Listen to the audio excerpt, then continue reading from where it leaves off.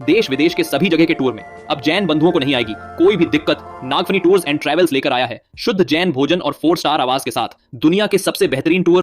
2025 के टूर की बुकिंग हो चुकी है प्रारंभ। आज ही संपर्क करके कराएं अपनी बुकिंग। संपर्क करें श्री महावीर जी, श्री भूपेंद्र जी, जैन। और मंदिर की मूर्ति के माध्यम से आप कहीं संकट में हैं, आप कहीं विकल्पों में हैं, आप द्वंद्वों में हैं, आप मन से भगवान का स्पर्श कीजिए। जहां भी है अपने मन को जाकर के उस मूर्ति के साथ जाकर आप संपर्क बनाइए, स्पर्श कीजिए, पूरी मूर्ति का अवलोकन कीजिए, पूरी का ध्यान में बैठे जो भी मूर्ति आपकी हो। अब वहां का स्पर्श करते ही उस मूर्ति से आपको एनर्जी प्राप्त हो जाएगी, लेकिन आपको टच करना पड़ेगा। अब टच मैंने कह दिया क्योंकि आप वचन से और काया से करने की स्थिति में नहीं है। वचन भी आप नहीं बोल पा रहे हैं, बोलने की ताकत भी नहीं है, बोलने की स्थिति भी नहीं है, सामने कोई दुश्मन खड़ा है, नहीं बोल सकते, तो आप उस मूर्ति को मन से स्पर्श कीजिए। और मन से स्पर्श करने के बाद आप कुछ बाद के बाद उसका चमत्कार देखिए। पर वो फिक्स आपको मूर्ति करना पड़ेगी। सभी मंदिर में मूर्तियां हैं नहीं, कोई एक मूर्ति को स्पर्श कीजिए। सभी मूर्तियां जब ध्यान में करना, जब हमें कुछ नहीं चाहिए, हमें तो भगवान के दर्शन करना है, पूजन करना है, तो सबकी करो। लेकिन जब यदि हमें कुछ ताकत चाहिए है तो किसी एक को। ऐसे ही गुरु महाराज में सभी जो गुरु वंदनीय है, सभी साधु नमस्कार के योग्य हैं, नमो लोये। लेकिन जब हमें कुछ चाहिए है, जब हमारे लिए उनसे कोई एनर्जी चाहिए है, यदि चाहिए है, किसी एक महाराज को आप मन से स्पर्श कीजिए, चरणों को स्पर्श कीजिए, जहां बैठे आंख बंद करके उनका स्पर्श कीजिए, उनसे एनर्जी मिलना चालू हो जाएगी। उनकी एनर्जी आपको मिलना चालू हो जाएगी, क्योंकि आपको चाहिए है। इसलिए ध्यान के माध्यम से, ध्यान में अंतर है, ऊर्जा लेने में अंतर है। ध्यान में हम तद्रूप होते हैं, ध्यान में हम तद्रूप होते हैं। जैसे मैं खुद सिद्ध भगवान बन करके, कर्म जल गए, शरीर जल गया और मैं सिद्धालय जा रहा हूं। पिंडस्थ पदस्थ ध्यान में, रूपस्थ ध्यान में हम खुद अरहंत बन जाते हैं। तो ध्यान की प्रक्रिया अलग है। ध्यान में एनर्जी मिलती नहीं है, एनर्जी जागती है।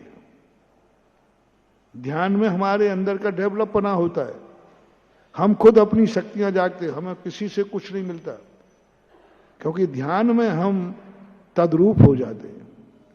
सिद्ध भगवान का चिंतन करते करते मैं खुद ही सिद्ध बन जाता हूं, मैं खुद ही अरहंत बन जाऊंगा, मैं खुद ही साधु बन जाऊंगा, मैं पांचों परमेष्टि में अपने आप को बना लूंगा ध्यान में। इसलिए ध्यान से हमारे कर्म नष्ट होते हैं और हमारी शक्तियां जागती हैं, हमारे आवरण नष्ट होते हैं और प्रकाश जागता है। अब ये तो तुम्हारे पास होना संभव नहीं है। आपके पास मात्र बचती है उपासना। अब उपासना के लिए आपको उस स्थिति में बता रहा हूं जहां तुम भगवान को छू नहीं सकते। उस स्थिति में आप कैसे एनर्जी प्राप्त करेंगे, महिलाएं कैसे एनर्जी प्राप्त करेंगी, बालक कैसे एनर्जी प्राप्त करेगा, जंगल में कैसे एनर्जी प्राप्त होगी? यहां तो भगवान है ही नहीं। तो मन का स्पर्श करो, और मन से स्पर्श करके आपको बराबर वही एनर्जी प्राप्त होगी जो हाथ से छूने से मिलती है, उससे भी कई गुनी ज्यादा। हाथ से छूने में उतनी एनर्जी नहीं है जितके मन के स्पर्श करने में बहुत बड़ी एनर्जी। अभी चाइना के अंदर एक बहुत बड़ा ध्यान शिविर लगाया, दूसरे मतों का था, और उन्होंने पश्चना ध्यान के ऊपर एक कार्य किया।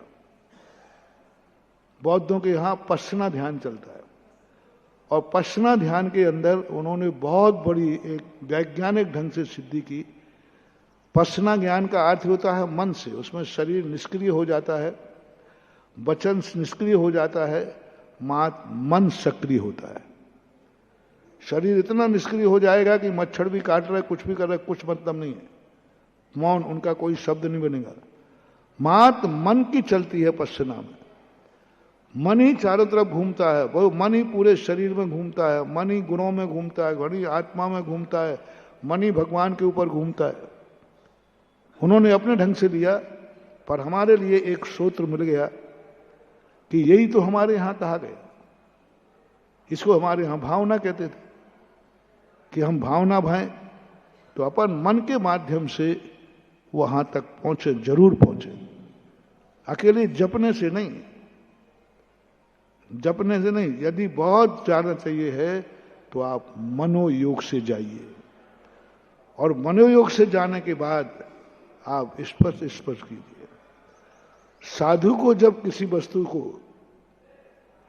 कुछ देने का मन होता है तो साधु भी 3 तरीके से देता है। पहला तरीका तो आपको मालूम है, आशीर्वाद, छू लेता है, सिर पे हाथ रख दिया, गंडोदक दे दिया। दूसरा तरीका है वचन से, आशीर्वाद, तथास्तु।